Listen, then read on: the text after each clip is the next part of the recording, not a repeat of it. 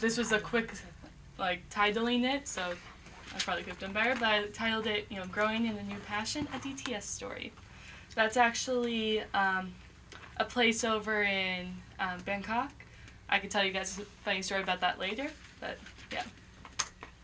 So, it's kind of setting up, like, I went on a DTS, Discipleship Training School. It's with YWAM. It's like 5 to 6 months. So the first 3 months was in England, lecture phase. So we had speakers come in. We had, had all that stuff going on.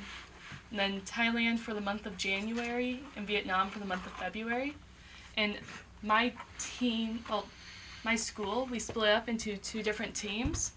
And so while my team went to Vietnam, the other team went to Indonesia. So, but we both went to Thailand. So just kind of setting up, like, the basics of what happened. Next slide. So I compiled a list of some of the different lessons I learned, and I also put down key words to remember the stories, and I'm going to open up to you guys to decide which ones you hear about. So raise your hand and ask. Now, are these lessons learned just throughout your whole thing? Yeah. Okay. Throughout lecture phase and outreach. Did you take that picture? Yes, I did. That's at the White Temple. That's a good picture. So that's not snow or ice. Nope, It almost it's looks like it, doesn't man-made. it? Yeah, it does. It looks like the witch from Lion's Witch in the Wardrobe. Yeah, Where she would It's like her It's a temple. little creepier than that. A lot creepier. It's a very creepy place. Oh, Cool. So, yeah. What about the Vision crowd? Vision Okay. crowd. So it's a vision. It happened when my team, we went to Derby, England for our evangelism week. And we were, like, singing a song, worshiping God during our lecture.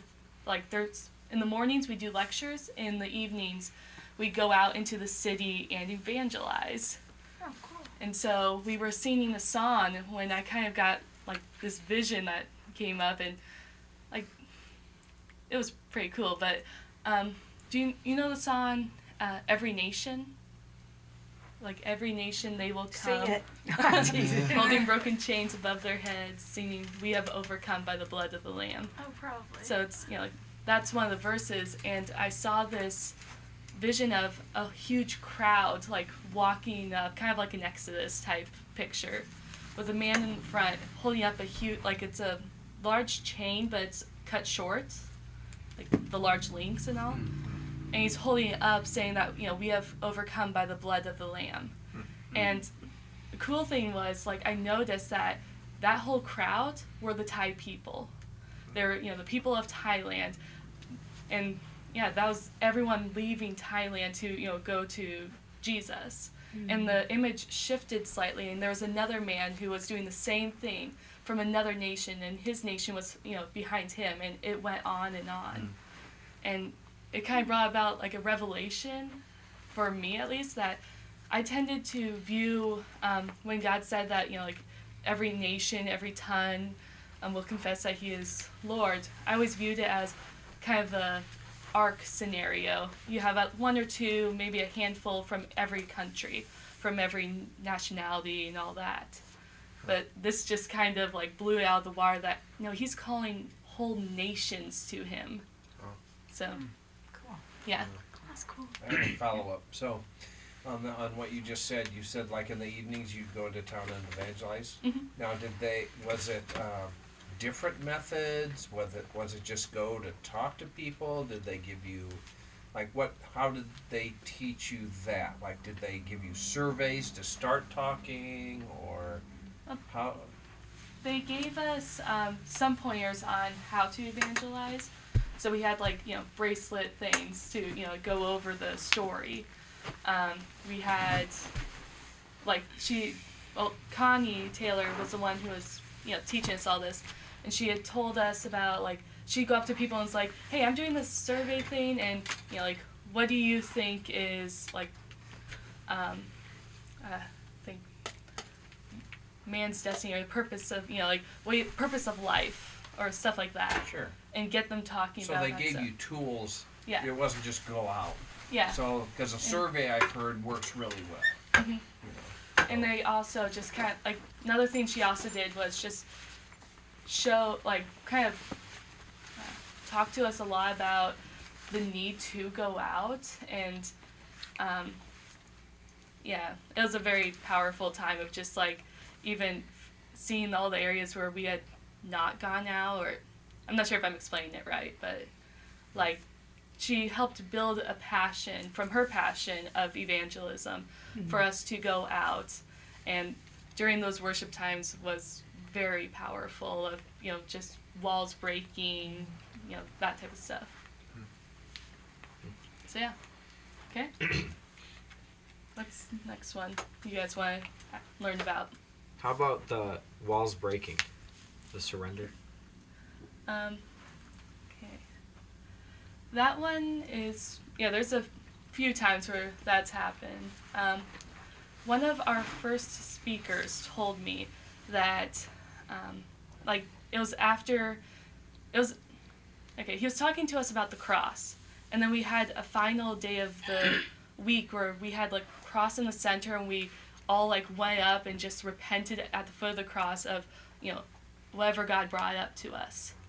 And it was after all that where the speaker came up to me and told me that God's going to be breaking some walls that I've, you know, had, and that, you know, like, some old wounds are going to open up, some old, you know, it just kind of be like, God, you're worth the pain, you're worth going through all this again. One thing was I kind of had to surrender how I say things, because I'd always be very cautious in how I say things. I'm still kind of cautious. And so it was difficult to, if I had, like, a word from God, to speak it out loud to a huge group of people. And there was, like, times where I'd get a word during our ministry nights, and, like, I go to speak and my voice just catches in my throat and I can't say anything until, you know, like, you feel it break when you're finally able to speak. That also connects to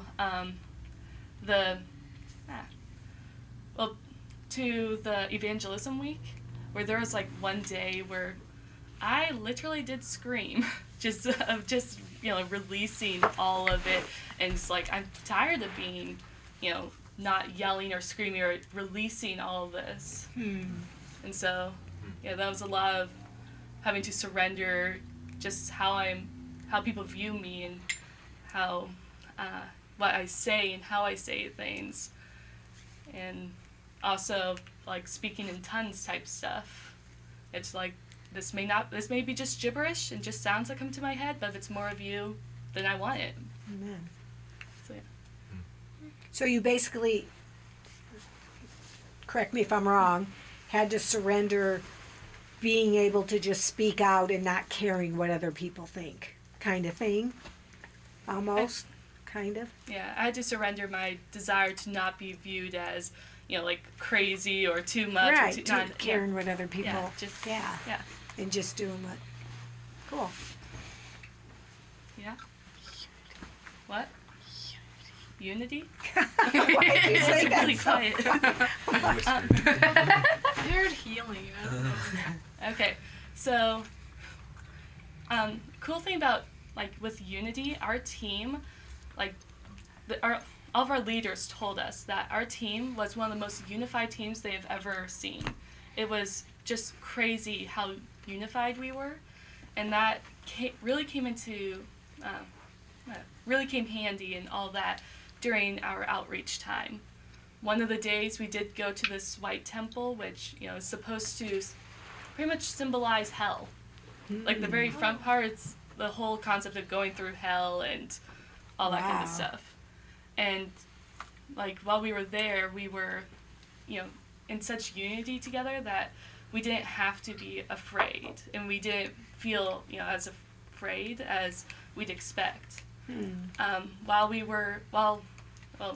Those of us who went to Vietnam, while we were there, like, they did a whole fire dance thing in one of the tribal areas, and, like, once again, we expected to be overwhelmed by just how dark all that is, but we weren't. Like, it was troubling, but we were more so like heartbroken for the people. And the fact that we went together and in unity really, helped in that. And I think one of the strongest things we showed those people in that tribe was that we were neither impressed nor scared of what was going on. So, yeah, just the importance of unity when you're in spiritual warfare. Cool.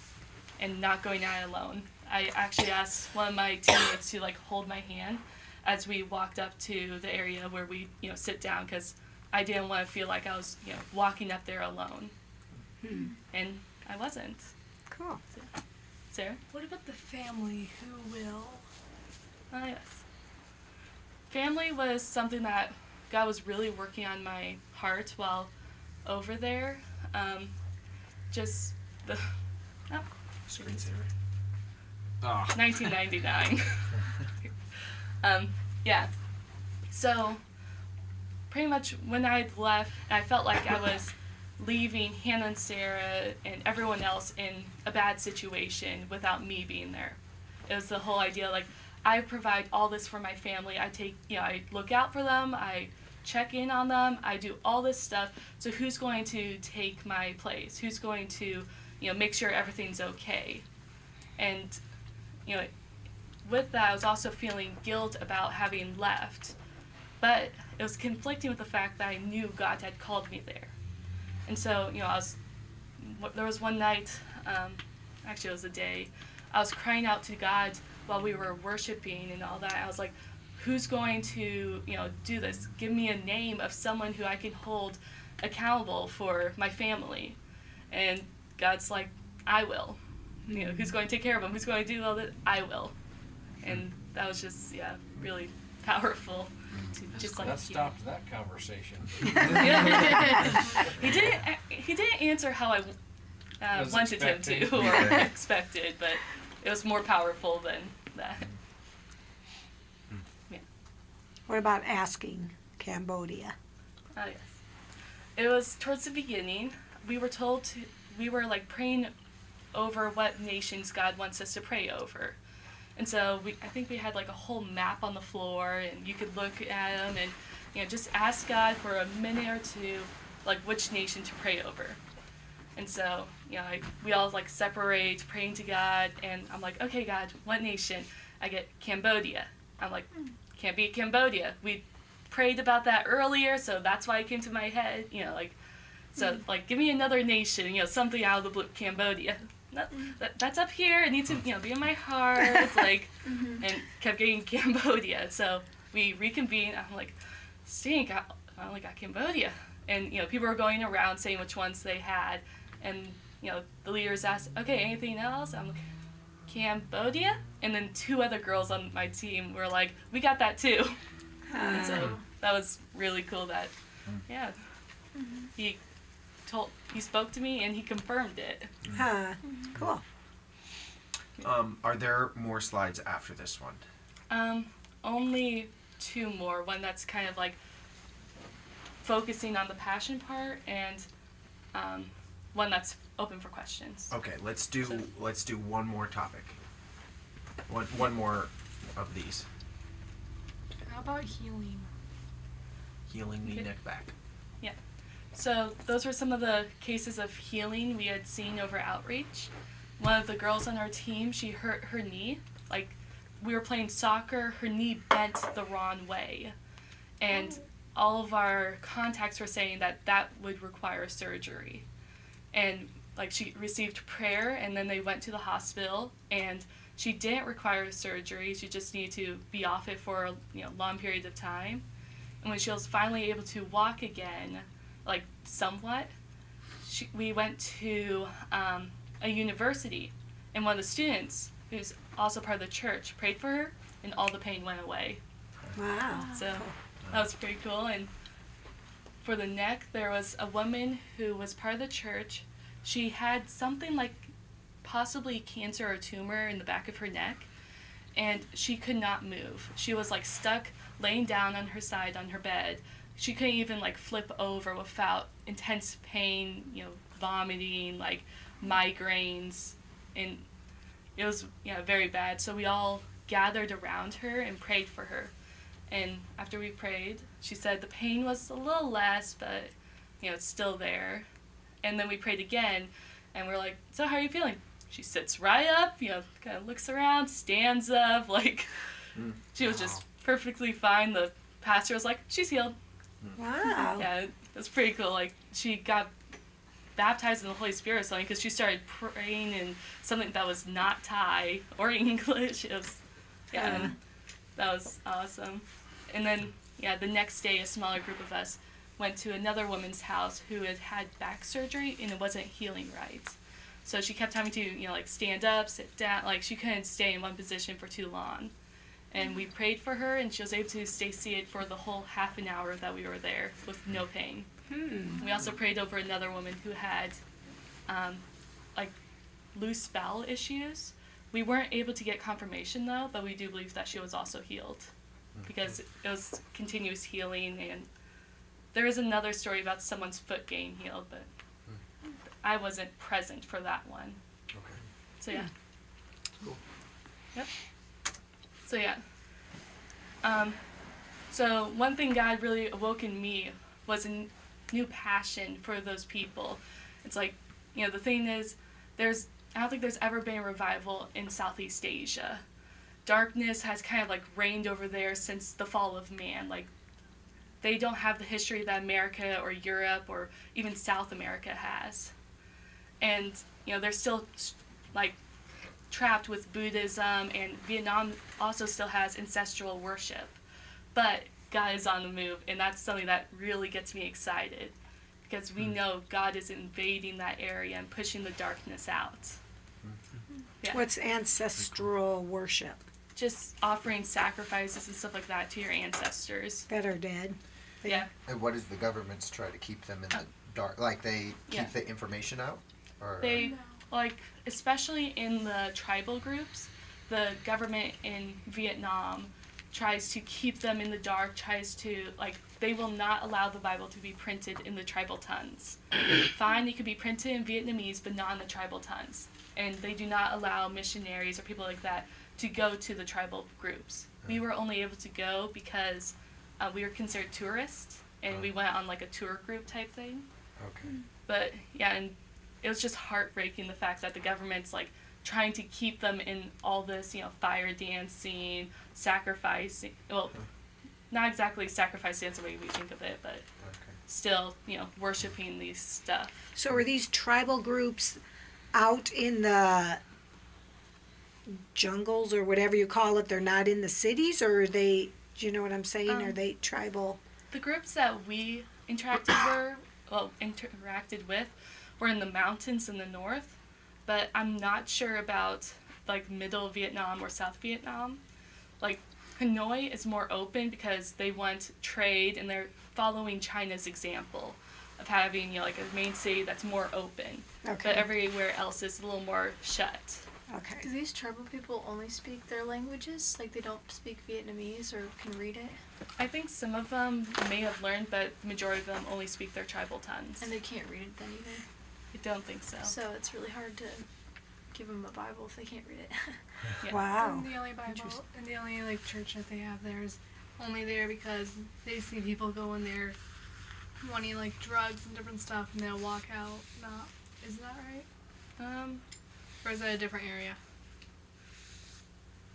I don't think that's right. Which one was it? No, there's a place in England that may fit that description, but I can't remember. I don't remember saying that to you, so.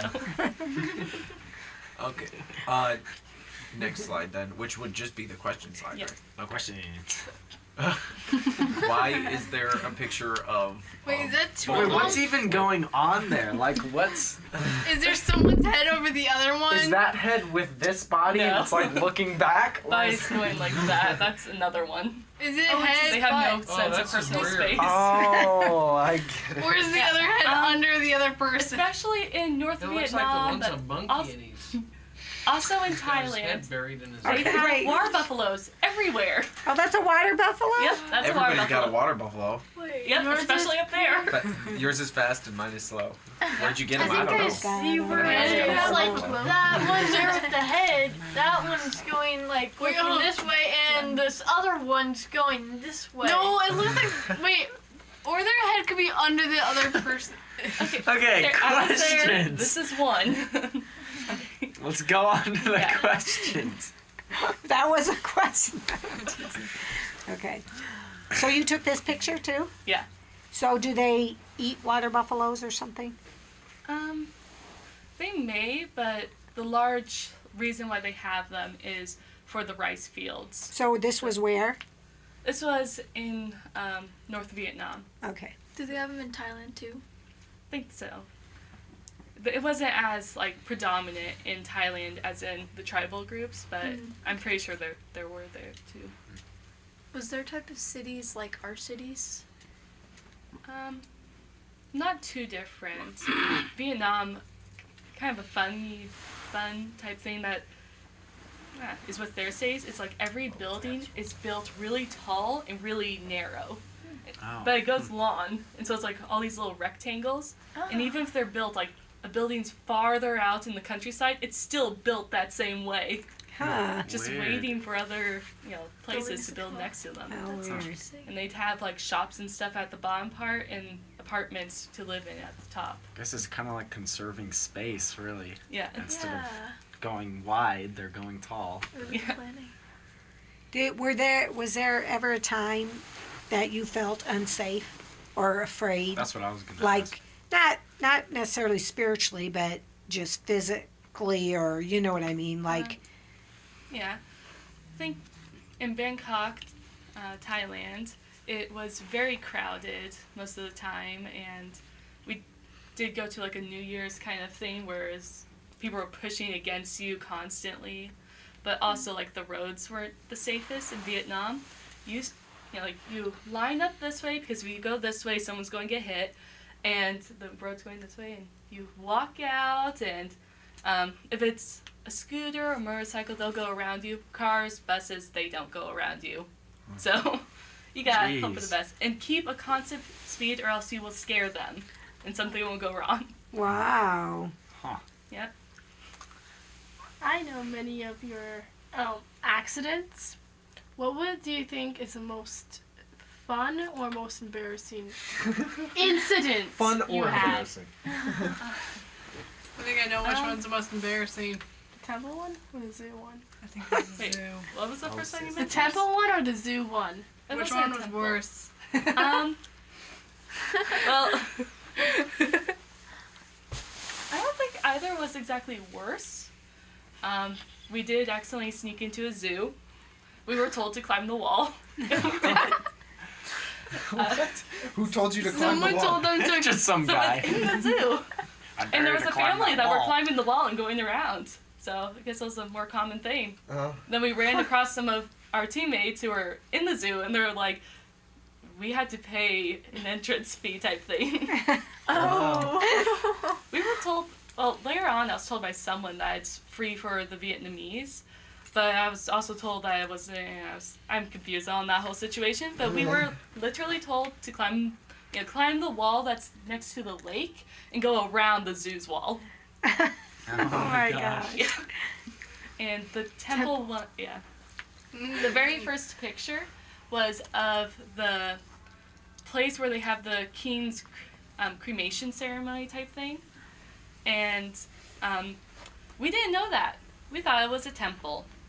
And so while we were, being tourists kind of for the day, we were led to go over here, and there's a whole bunch of people, and all of a sudden they had this whole dress code thing, like you can't wear leggings unless you have a top that's covering your backside, or like all this kinds of stuff. You can't wear shorts. And two people of our team had to go over and get elephant pants. And then we were ushered in, handed something in Thai that we couldn't read, handed a couple of other stuff. Then they took the Thai pamphlet and gave us an English one, and we were ushered to seats, and we were just like, what is this? What is going on? We had no idea. We were told to stand up and filtered to that area where you see all those people. Since it was, pretty much New Year's, At midnight that night, it's New Year's Eve, so because it's the end of the year, it's the end of the year of mourning for the king who passed last year, everyone was there. And we didn't know what was going on. So, yeah. They kind of just snuck So you out. like saw him cremated or something? No, I'm not sure exactly what the whole situation was. Just that it was called, like on the pamphlet, it said the exhibition of the king's cremation ceremony. And we're all like, what? Apparently the queen was going to give a speech later on. We just kind of went to the exit. And other people were exiting. It wasn't like it was rude or anything. So was that in Thailand or Vietnam? Thailand. So there's still like a monarchy there? Yep. Oh, that's interesting. They have pictures of their kings everywhere, of the current king everywhere. And when I guess it changed too, so, yep. Yeah. You got a hand right there. Okay. Is there any of the funny stories that you haven't told us? I wouldn't know. You gotta go for the fun. I have one. Oh, Yeah. if you don't know, are you going to answer or can't think of one? Off the bat, I can't think of any. Okay. So when you were in Vietnam or Thailand, were you guys allowed to, or could you just share the gospel or whatever, or mention Jesus to just people off the street, or did you do any of that, like evangelism stuff and that kind of thing? Yeah, we could. Thailand, the difficulty lied in the fact that they speak Thai and not English. Okay. But it was more open, and we even did stuff at schools. Vietnam, technically, it's illegal to street evangelize. We still kind of did it. We also did a skit on the street. They didn't stop us, so. Did you have pamphlets or anything that you could hand out to people or nothing no. like that?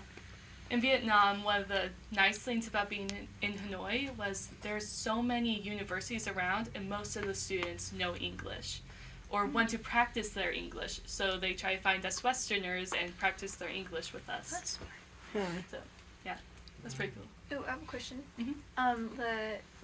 Just people in general, do they have like clothing style like ours, or like, I don't know, do they dress more like culturally? Do they have It Western things? depends, yeah. Over in the tribal areas, they do have their tribal clothing stuff. But other than that, it's more similar to Western stuff. In Vietnam, you'd still see people wearing those hats everywhere. Like, if they're selling stuff, especially, they're wearing one of those hats and selling stuff off the street. Or if they're working on their fields, I could see them wearing them. So like kids your age, they'd be wearing jeans and shirts or shorts and Yeah. that kind of So they're thing. gonna have like an iPhone. I think most people did, yeah. Yep. Okay, I want to know about your worst day and why it was your worst day. Well, there's actually, yeah, I'll go with that day. I did hurt my I did hurt Competing my days. ankle on one day, Ah, and so that kind of is a temptation to go with that day. But the beginning part of the day was awesome. So hurting my ankle's fine. There was one day where we had our day off, or we could go out and do stuff, and I decided, I'll just kind of stay at the building where we were at. And pretty much most of the other people left except two other girls. And they both wanted time to be off by themselves. And so I was pretty much just kind of chilling out, waiting for someone else to come. Like, I wanted to socialize with people, and yeah. But you were all alone like the whole Pretty day? much. The whole day? For the most part. So it kind of felt like a waste. Yeah, well, and also, they didn't want us going out by ourselves, even to get food and that kind of stuff. And so, we'd normally go out to get, lunch and dinner. And Anna didn't want to do that, and Camilla was, in her own room or doing something like that. And so it's like, great, I'm hungry, there's a food place nearby, but I don't feel like I could go there by myself, and I'm waiting for someone else to show up. What country was that in? Thailand. Oh, okay. Since then, I was a little better at making sure I wasn't, staying back. Which of the three? Because it was Thailand, England and Vietnam, right? Which of the three did you enjoy the most? It's not a fair question. Sorry, it's my only question. I think England. We were there longer, and the base is an amazing base to be at. You know, there was always someone to talk to, and Okay. there was a lot of revelation stuff that was going on. So that's helping out there. So yeah. Did you have to sit on the floor a lot to eat for meals in Vietnam, Thailand? Somewhat, yeah. Depending on where we ate, we were sitting on the floor. Their stools are like that big, and the tables are only a little bit bigger, so your knees are like far enough. It's a struggle when you have chopsticks in the soup too, because you're just like A soup? Chopsticks and Oh. soup? like noodles with broth, pretty Oh. much. Oh, that's still hard. Similar do to that? chicken noodle soup type Sucking idea. on the stick. Just like, Just hope the wood soaks up some of the broth. How did this trip compare to your Armenian trip? I think this one was a whole lot better. The other one had a lot of, at least I felt a lot of disunity, at least between myself and the rest of the team. While this trip, it's like we were family, and it was pretty awesome. So you got close to your team. Mhm. So, like Dan said, the same thing. You get really close with your team. Yeah, In Birmingham, so, are Like you still in contact with them and stuff? somewhat. Yeah, it's just like, I don't think there was anyone who was, like in particular who was my best friend, but I have a number of friends on the team, and, we've been messaging each other somewhat, and, just all that. Cool. So, yeah. Right. So, yes, I brought this over from Vietnam. Not sure how destroyed it is. Not very destroyed, I guess, but yeah. What is it? It looked like it JoJo's? was cream wafers. Ooh. Rolled Wafer, cream yeah. wafers. they is what I look read. like pirouettes, which are like Hand cinnamon, like thick. It's green though. Is it like minty or like? No. Like green apple? So they let Oh, you bring that into the United States then, huh? Yeah. I think the thing is, England doesn't have the best security type stuff, and if you're coming from England to America, they asked, where have you been? I'm like, England, Thailand, Vietnam. It's like, any, like, fruits, that type of stuff? No? Okay. Oh, I see. Yeah. The thing's kind of destroyed, so, yay. There's a whole lot more than I expected. Hey, Is that's that there? not too bad. If that's the one I'm thinking it is, it's actually pretty good because I Fun. had Gonna go a whole back. bag at the White Temple. Oh, you got that at the Hey, I White saw these Temple? on No. Chitty Chitty Oh. Bang Bang. I had something similar at the White Temple. I found these in Vietnam, so I'm Oh. assuming Yeah. it's the same thing. So have these been sacrificed to idols? But the Red We're not Fanta supposed to has eat things sacrificed. Oh, fun. An interesting thing They're is, not sacrifice. I thought you said they were crumbly or Take a picture of something. this. my you'd hear friend. the crumble stuff. Oh, In Thailand, you'd see like spirit houses everywhere because they want to appease the spirits of the, they believe that the spirits are on the land and they don't want them to cause trouble in the houses or kind businesses. of minty. No? And you'd see Fanta everywhere too. The pop? You'd Yeah, see red what? Fanta. Okay. Red Fanta because I thought you said Santa. Yes. but the Fanta Fanta the company that owns Fanta and all convinced these people that the spirits like red Fanta as much as they like blood, so they just switched over. Oh my goodness, are you kidding? Dead That serious. is one smart marketing team.